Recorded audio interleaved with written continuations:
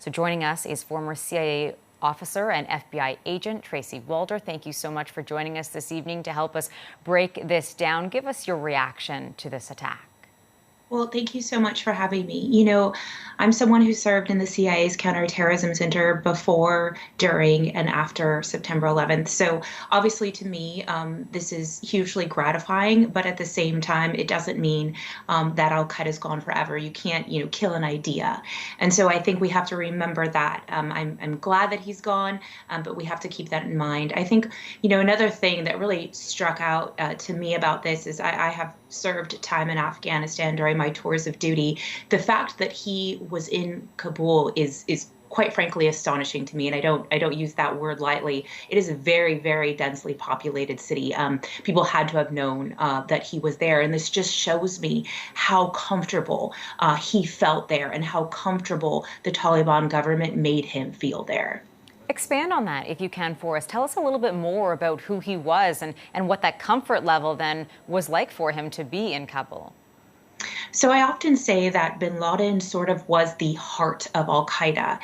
He was the people person and the people pleaser of Al-Qaeda.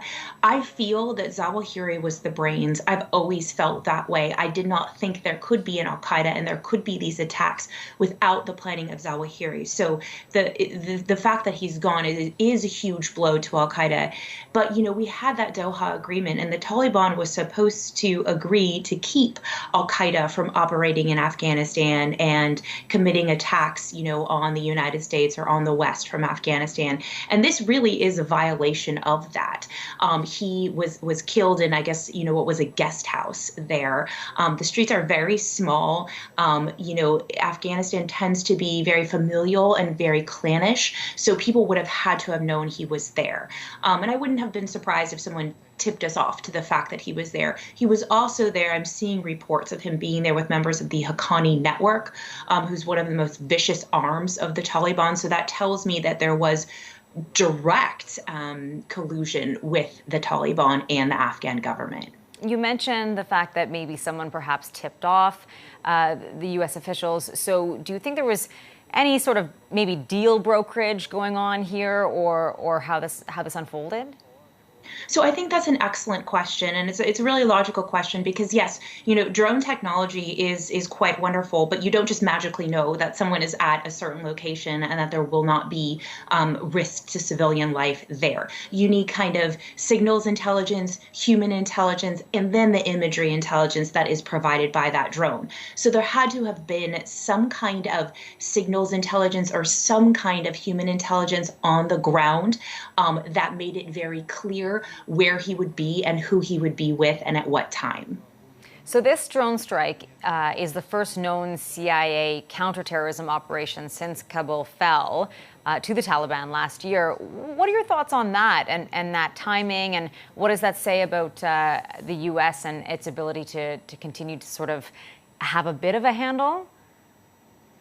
I actually feel quite reassured, to be completely honest with you. This is very much in line to what we were doing actually prior to September 11th or just after September 11th. Really, we had no troops in Afghanistan. We had no relationship, with Afghanistan, and we were relying on what they call that over-the-horizon technology and not boots on the ground. And so what this is telling me by a death of this stature and this nature is that this over-the-horizon technology is working, and the fact that we don't have boots on the ground there really didn't seem to make a difference in this case.